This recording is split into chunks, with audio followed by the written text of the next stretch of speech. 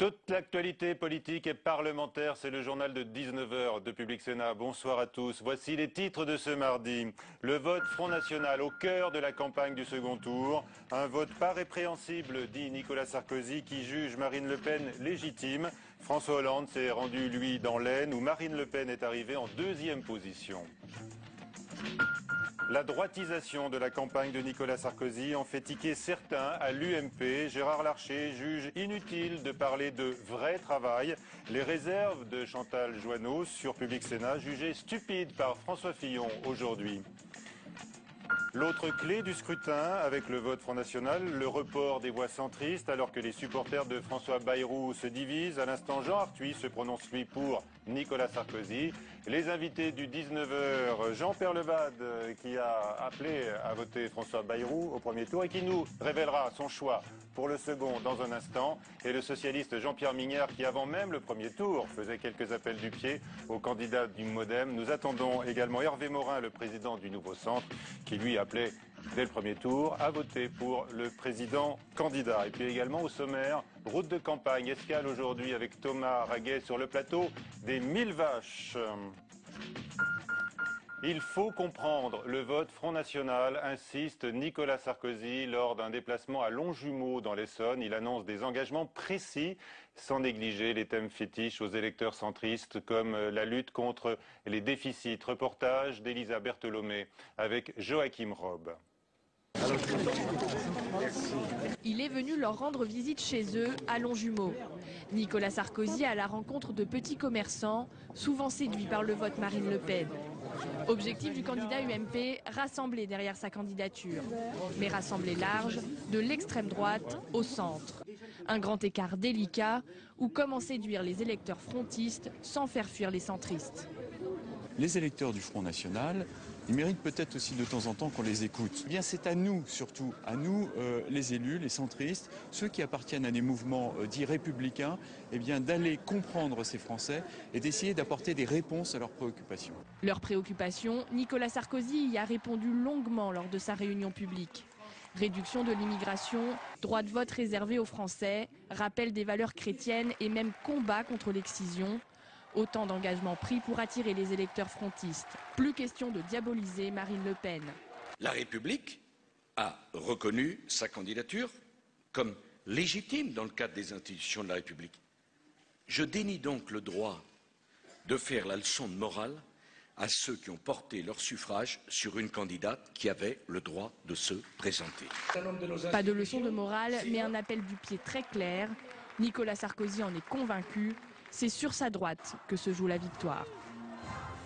Et à l'UMP, des voix s'élèvent contre la droitisation de la campagne que récuse d'ailleurs le candidat soutien sans ambiguïté de Nicolas Sarkozy, Jean-Pierre Raffarin, met néanmoins en avant les valeurs humanistes. Et puis Chantal Joanneau, qui ici même hier à 19h sur Public Sénat a annoncé qu'elle voterait pour un député PS en cas de duel avec le Front National, s'est donc attiré les foudres du Premier ministre. Julien Cholin. Stupide et contre-productif. François Fillon n'a pas tardé à recadrer sévèrement son ancienne ministre. Hier soir, Chantal Joanneau appelait son parti à soutenir les candidats de gauche face au Front National en cas de duel PS-FN aux législatives. Ah mais moi ma position elle est très claire, moi c'est pour les socialistes. D'accord. Voilà. Je devrais pas le dire comme ça, je sais que ça va râler, mais ma position elle est très claire. Ce matin, Claude Guéant jugeait lui aussi opportun d'appeler à battre le FN, mais plusieurs responsables de l'UMP ont jugé ce débat prématuré. Pour eux, la priorité, c'est le second tour de la présidentielle. Moi, pour le moment, le 6 mai. On gagne le 6 mai. Parce que si on gagne le 6 mai, on n'est pas du tout dans la même situation législative. On n'est pas dans la situation où le FN se rêve en triangulaire ou en duel, un peu partout. Et la prise de position de Chantal Joanneau tombe mal au moment où Nicolas Sarkozy durcit son discours pour tenter d'attirer les voix du Front National. Alors les critiques sur la droitisation de l'UMP ne passent pas. Ce n'est pas le sujet. Aujourd'hui, on est mobilisé sur la campagne des présidentielles et sur le deuxième tour de l'élection présidentielle avec deux candidats qui vont s'affronter, Nicolas Sarkozy et François Hollande. Et ce qu'on demande à Madame Joanneau, c'est de se mobiliser sur la campagne des présidentielles et sur le soutien à Nicolas Sarkozy. Ces prises de position sont à la fois stupides et déplacées, n'ont pas lieu d'être. Chantal Joanneau est donc appelée à respecter les consignes de Nicolas Sarkozy, rester unis et concentrés sur le second tour de l'élection présidentielle et accepter la stratégie du grand écart initiée par le président sortant. Et Nicolas Sarkozy, lui, s'est autorisé un recadrage d'Alain Juppé qui s'était porté garant de l'unité de l'UMP face au risque d'éclatement après le 6 mai. Mais un autre clivage apparaît sur la notion de vrai travail mise en avant par le président candidat. Un rassemblement est annoncé, on le sait, à Paris, au Trocadéro, le 1er mai, le jour du défilé des syndicats. L'ancien président du Sénat, Gérard Larcher, sénateur UMP, exprime des réserves. Flora Sauvage.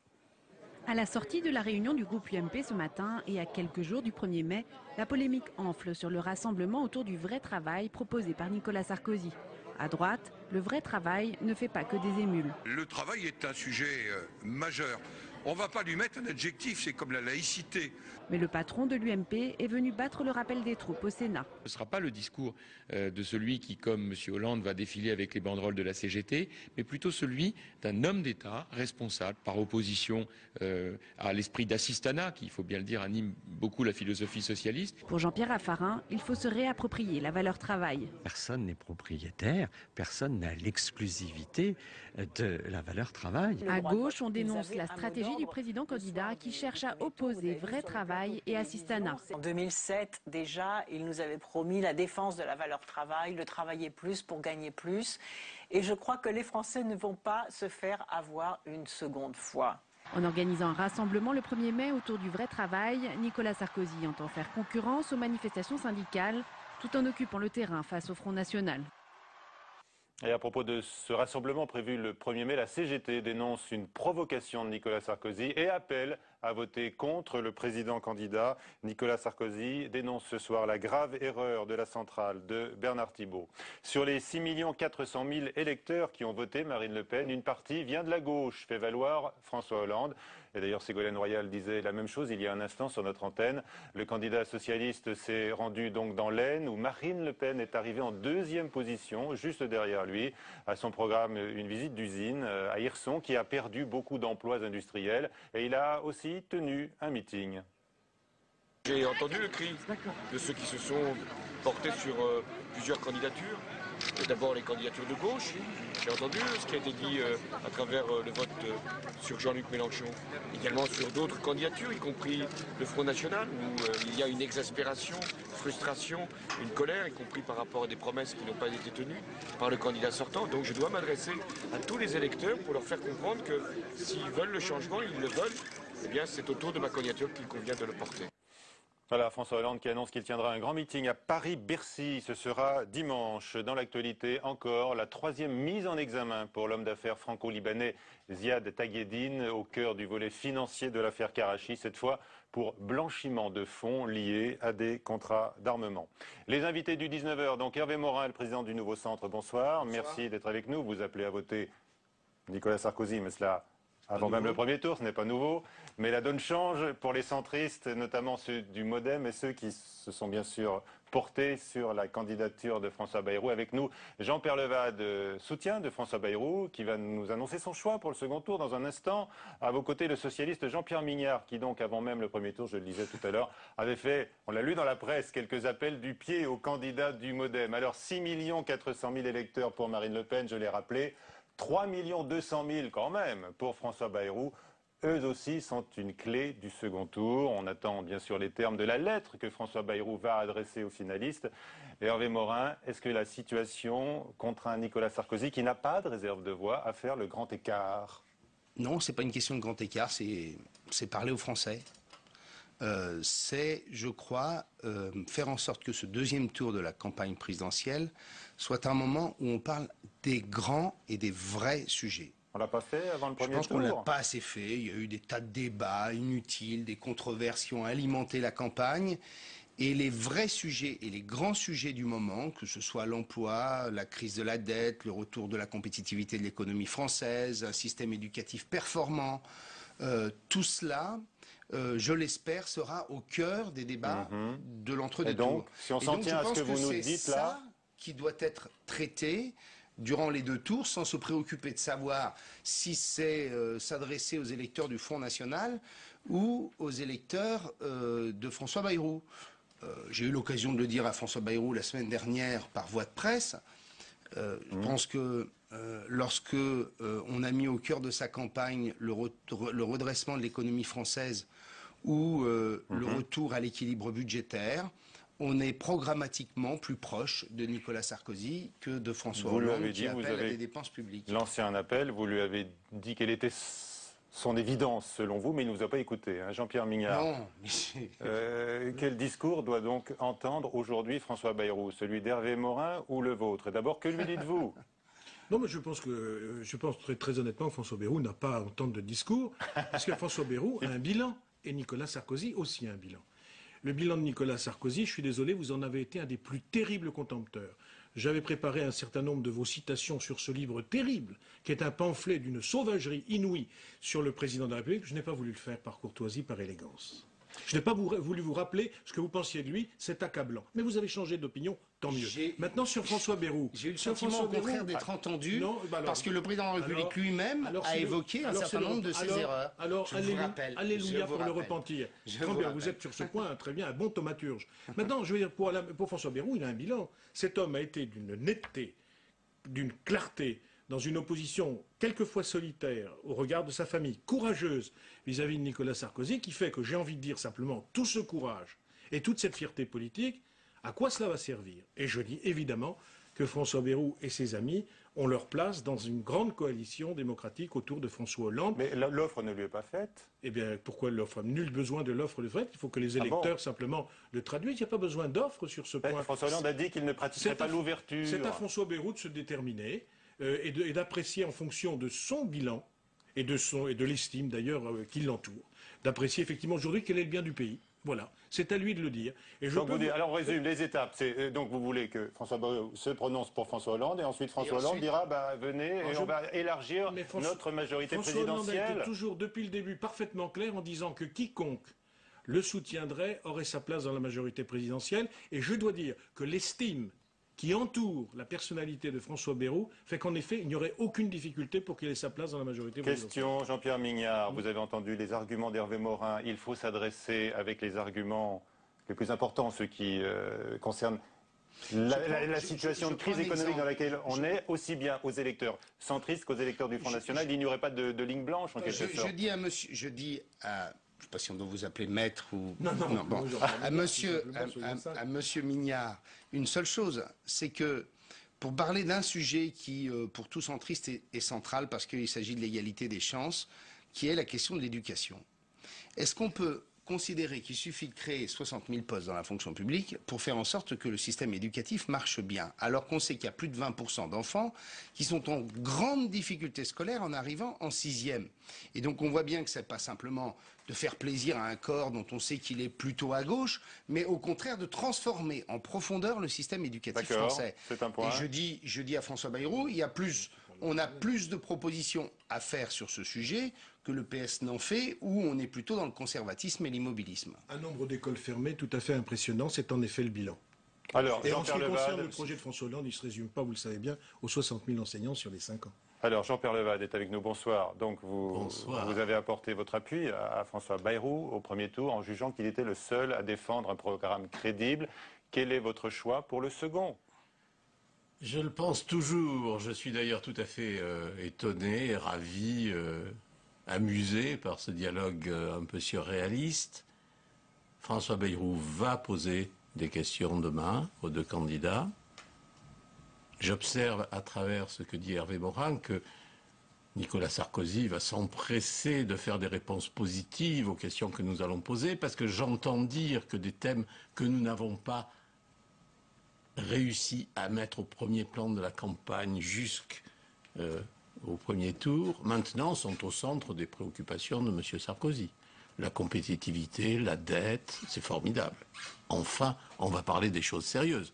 Pourquoi ne l'a-t-on pas fait plus tôt? Deuxièmement, du côté des socialistes, je dis très simplement à Maître Mignard que pour nous, la crise, et ça s'adresse aussi à Nicolas Sarkozy, elle n'est pas derrière nous, elle est devant nous, elle va arriver. Et donc nos questions, ce n'est pas des questions académiques, ce sont des questions très profondes sur qu'est-ce que vous faites par rapport à la crise qui va arriver, qu'est-ce que vous faites pour produire en France, qu'est-ce que vous faites pour résoudre le problème de la dette.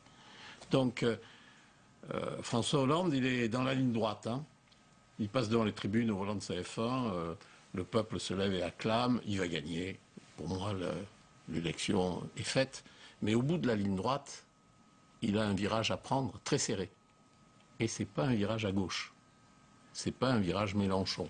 Et donc, par rapport à ce qui va se passer dans notre analyse, que va-t-il faire? Que va-t-il répondre, lui aussi, à François Bayrou? Que répondez-vous à ma question, vous, Jean-Pierre Levade? Je ne voterai pas Nicolas Sarkozy. En ce qui me concerne, c'est très clair. J'ai écrit en 2008 un livre qui s'appelait Sarkozy, l'erreur historique. Ce qui s'est passé depuis ne m'incite pas à changer de position sur le fond. Bon, vous mettrez un bulletin dans l'urne, hein, Je mettrai un bulletin dans l'urne. Vous voterez? Je voterai, j'espère François Hollande, mais parce que ça fait partie de ma manière d'être, c'est ma famille d'origine. J'ai voté d'ailleurs pour lui aux primaires du Parti Socialiste, auquel j'ai participé. Vous jugiez son programme intenable? Je le juge toujours intenable. Néanmoins, vous voterez pour lui?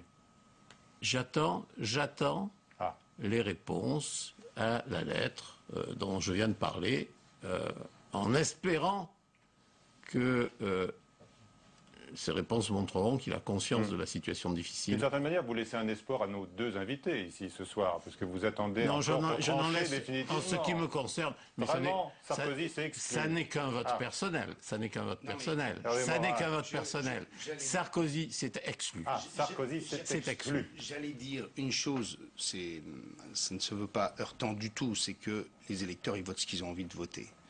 Et qu'ils votent non pas en fonction de consignes. C'est vrai. Ils votent parce qu'ils ont décidé qu'en leur fort intérieur, au second tour, par un choix, un vote par défaut, puisqu'on le voit bien par Jean-Pierre Levade, c'est pas, même si vous aviez, vous, en quelque sorte, déjà manifesté une certaine sympathie pour François Hollande, puisque comme vous l'avez rappelé, très honnêtement, vous avez voté pour lui au moment des primaires du Parti Socialiste. Mais beaucoup de cadres du MoDem annoncent aujourd'hui qu'ils votent, hein, vous avez entendu, pour François Hollande. Il y a des parlementaires. Oui. Aujourd'hui, Jean Arthuis, le groupe centriste au Sénat, majoritairement, les parlementaires ont plutôt appelé à voter Sarkozy. C'est vrai. Et beaucoup de cadres du MoDem. C'est pas important. À nouveau, ce qui est important, c'est l'état du pays. C'est où est-ce que va le pays, comment il sera gouverné. Alors sur ce point, Jean Millard, vous pouvez apporter d'ores et déjà des réponses pour rassurer Jean. Oui, je pense que Jean-Pierre Levade est quelqu'un de très averti, donc je doute que je puisse le rassurer en quelques instants. Simplement, ce que je peux dire, c'est que sur la question européenne, notamment, qui va être en effet capitale dans les premiers temps du quinquennat de François Hollande, s'il est élu, car c'est quand même bien les électeurs qui, à la fin, ont le dernier mot, il est évident, en effet, que la famille de François Bayrou, cette famille centriste qui a été très intègre sur la question des principes au regard d'un bilan de 5 ans, qui quand même a son importance, sera tout à fait précieuse. En effet, il y a une culture politique européenne dans ce centre-là qui sera tout à fait essentielle. Et lorsqu'il va falloir renégocier avec notamment la chancelière allemande, je crois qu'il est très important, effectivement, que cette famille politique soit là, soit à nos côtés. D'abord parce que sur ce point, son engagement européen n'est pas contestable.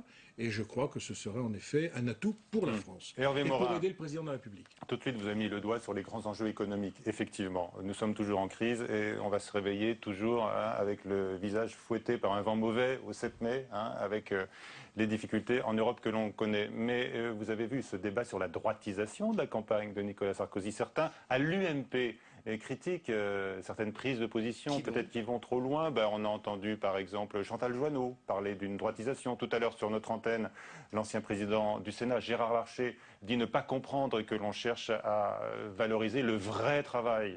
Il estime que cette qualification n'a aucun sens.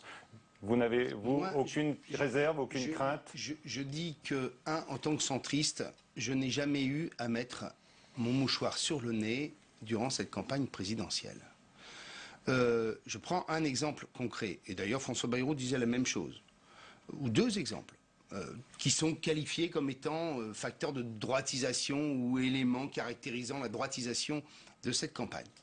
Je n'ai jamais été favorable au droit de vote des étrangers aux élections locales. Pour une raison très simple, c'est que ce droit de vote des étrangers aux élections locales est ouvert au bout de 10 ans de présence légale sur le territoire national.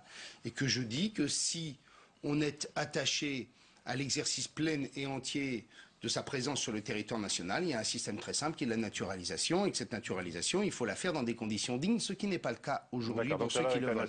Je prends un deuxième exemple, qui est celui de la lutte contre l'immigration illégale ou clandestine, qui aujourd'hui peut contester... La gauche pointe le mauvais bilan de Nicolas Sarkozy en la matière. Qui peut contester aujourd'hui l'idée qu'il faut réguler et limiter et juguler au maximum les flux migratoires pour mieux intégrer.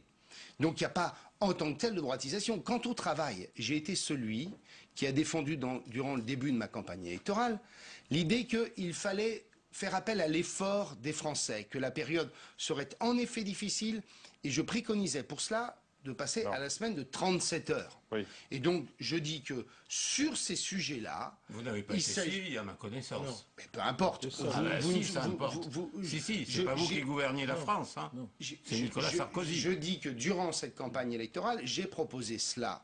J'ai proposé qu'au contraire, on fasse appel à l'effort et à la lucidité et au courage. J'ai envie de vous demander si vous regrettez d'avoir abandonné la course, parce qu'aujourd'hui, peut-être grâce à vous, Hervé Morin, je l'ai abandonné pour une Nicolas raison. Sarkozy aurait peut-être quelques réserves de voir. Je l'ai abandonné pour une raison très simple, c'est qu'avec 280 signatures exactement à 15 jours du dépôt des candidatures, ça me paraissait largement compliqué. Bon, Jean-Pierre Mignard. Sur la question de la droitisation, je vais vous dire.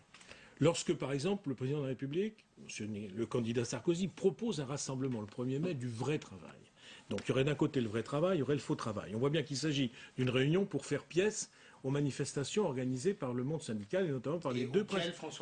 S'il vous plaît. Et les deux principales centrales syndicales. Je me souviens en effet, dans un grand discours, que Marine Le Pen parlait effectivement de ces organisations syndicales, dont à la fin, elle disait même que s'il y avait des problèmes financiers qui pouvaient se poser, elle serait ravie de dissoudre les organisations syndicales. Donc oui, vous savez très bien sur ce point qu'il y a... Qui parle de dissolution des organisations syndicales. Marine Le Pen, oui. Une fois. Pas nous. Oui, non, mais je veux dire que vous comprenez, c'est gros, hein, c'est quand même une ficelle qui est énorme. D'un côté, des déclarations très violentes et antisyndicales du Front National, et puis soudain, vous organisez un rassemblement du vrai travail contre les organisations syndicales. Parce que vous auriez voulu que je comprends que le président, je comprends très bien que le président Larcher soit choqué parce que lui, voyez, qui appartient à votre majorité, était un vrai homme du partenariat. Que le 1er mai soit en quelque sorte un 1er mai consacré simplement à deux manifestations politiques. D'un côté, Marine Le Pen, qui vous sert bien pour essayer de gagner l'élection présidentielle, comme Jean-Marie Le Pen vous a servi, comme Jean-Marie Le Pen a servi François Mitterrand pour être réélu, et de l'autre, François Hollande trônant avec les organisations syndicales. C'est cela. Pour la conclusion de cet échange. À quel point nous sommes loin, dans ce débat entre les deux prétendants du deuxième tour, à quel point nous sommes loin des vraies questions. Ça vous éloigne encore du bureau de vote ? Non, ça m'incite à poser les questions de manière encore plus explicite, en tout cas à François Hollande. Quant à la droitisation, cher Hervé Morin, désolé, la viande halal, c'est quand même de la droite que c'est venu. Alors j'ai une question rapide à chacun d'entre vous, on la pose mais désormais à tous les candidats, à tous les gens qui viennent sur nos plateaux. Le Front républicain, ça dit encore quelque chose pour vous, Monsieur Mignard? Moi, je parlais d'arc démocratique, de la majorité la plus large pour effectivement faire face à une des crises les plus graves qu'on connaisse. Législative, un duel entre un candidat du Front National, un candidat UMP, vous votez UMP? J'espère jamais me trouver dans une situation pareille. C'est clair, pour moi je vote UMP si je suis face à j'ai le choix, bien sûr. Moi. Je n'hésite pas, moi. Je n'ai aucune hésitation, mais ma détestation s'étend à tous les extrêmes. D'accord. Hervé Morin. Je n'ai aucune connivence avec le Front National. Mais en même temps, je vous dis très clairement, cette question ne se posera pas parce que vous n'aurez pas une circonscription dans laquelle un candidat UMP ou centriste ne sera pas en situation de se maintenir au second tour. Mais bien sûr, mais ça n'existe pas. Ça n'existe pas. Ça n'existe pas. Vous n'aurez, mais non, parce qu'il n'y aura pas une circonscription en France dans laquelle nous n'aurons pas un candidat du Parti socialiste et un candidat de la majorité d'aujourd'hui. Répondez. Moi non plus, c'est un cas qui ne je vous réponds parce que ça n'existe pas. Vous ne pouvez pas répondre. Ça n'existe Claude Guéant a répondu ce matin. Il a dit « Je ne voterai pas Front National ». Je vous dis Chantal Joanneau a répondu « Je voterai socialiste ». Chantal Joanneau, elle est sénateur, elle est tranquille, Qu'est-ce que vous faites, elle n'a pas de souci. Morin? Je vous dis qu'il y a 577 circonscriptions dans lesquelles nous serons au second tour. Alors voilà. De la droitisation. Ben voilà un exemple de droitisation. Route de campagne maintenant. Mais non, ça n'existe pas. Merci à tous. L'ancien centre. Route de campagne. Allez, on va aller dans le Limousin ensemble maintenant, si vous voulez bien, précisément sur le plateau des 1000 Vaches. Quelle belle région, la présidentielle vue de cette magnifique région avec Thomas Raguet et Paul Bouffard. La Courtine, 871 habitants. En 20 ans, le village a perdu près de 200 personnes et l'activité économique s'y fait rare. Même si la participation a été forte au premier tour, cette campagne-là se sent un peu éloignée de la campagne présidentielle. Je pense que les campagnes et les personnes âgées ou n'importe quoi sont laissées un peu de côté, donc voilà. Enfin, ça se voit la Courtine, enfin, c'est devenu un désert. Ici, on a voté comme le reste de la France au premier tour. Pour le 6 mai prochain, certains hésitent encore. Je vais écouter encore à ce qu'ils disent, mais enfin, je veux dire, comme Hollande n'a jamais été Premier ministre ni rien, et il se retrouve président. Donc, il y a du pour, il y a du contre, il y a... voilà. C'est un peu le bon sens qui fait qu'il ne se laisse pas trop bercer par les illusions ou les promesses données. On sent une petite désaffection vis-à-vis de la politique. Un peu plus loin, rencontre avec Michel Luquet, le plus gros employeur du village. Malgré la crise, il peine à embaucher 15 personnes pour développer son activité. La présidentielle, il n'en attend rien. Il n'ira pas plus voter au second tour qu'au premier. Parce que je ne pense pas que la solution, elle est finalement sur un homme, sur une personne, quoi. La solution, c'est que tous ensemble, on puisse aller de l'avant, apprendre aux gens les valeurs du travail. Et ça, je trouve que ça se perd beaucoup chez les jeunes. On leur miroite trop de choses, alors que la vie d'une entreprise est différente. À quelques kilomètres de là, Joanny Chatou a repris l'exploitation agricole de ses parents il y a maintenant une dizaine d'années. Hollande ou Sarkozy, il ne s'inquiète pas trop quant aux conséquences pour les agriculteurs. Globalement, que ce soit l'UMP ou le PS, la profession agricole n'est pas dupe, quoi. C'est très bien que la politique agricole, c'est quelque chose de très important et que même si c'est le PS, ils ne peuvent pas faire autrement que d'en tenir compte, quoi. Quant à son vote, le 6 mai prochain, il a déjà choisi. Moi, je voterai blanc. Vous voterez blanc ? Ouais. Je voterai blanc, j'ai voté Mélenchon au premier tour. Et je voterai blanc au second parce que mon problème, c'est pas Hollande. Mon problème, c'est le PS. Je pense que Hollande est tenu par son parti politique, qui est un parti de petits élus, de fonctionnaires, et très conservateur. Avec près de 83% de participation au premier tour, le département de la Creuse compte bien faire entendre sa voix, bien qu'il ait été le moins visité par les candidats. Alors on retrouve Thomas Raguet qui se trouve donc, on le voit sur le plateau des 1000 Vaches, dans une étable. Est-ce que vous êtes au cœur de la France des invisibles ? Oui Michel, en direct de l'exploitation de Joanny Chatou, cet agriculteur que vous venez de découvrir dans le reportage sur le plateau de 1000 Vaches.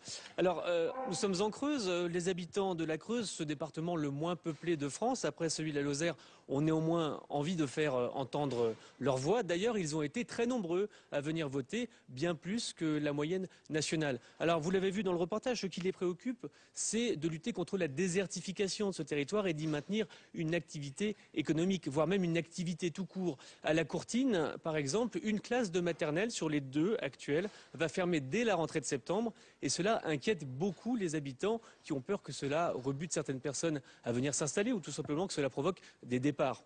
Alors dans le même temps, vous l'avez vu aussi avec cet entrepreneur, il est très difficile de recruter ici quand on en a les moyens. Certains salariés font jusqu'à 80 km aller-retour pour venir travailler, même s'ils font du covoiturage avec le prix actuel du carburant, cela pose un réel problème. Alors ce sont sur toutes ces problématiques que les habitants, que les Creusois ont envie d'être entendus et cela motivera très certainement leur vote le 6 mai prochain.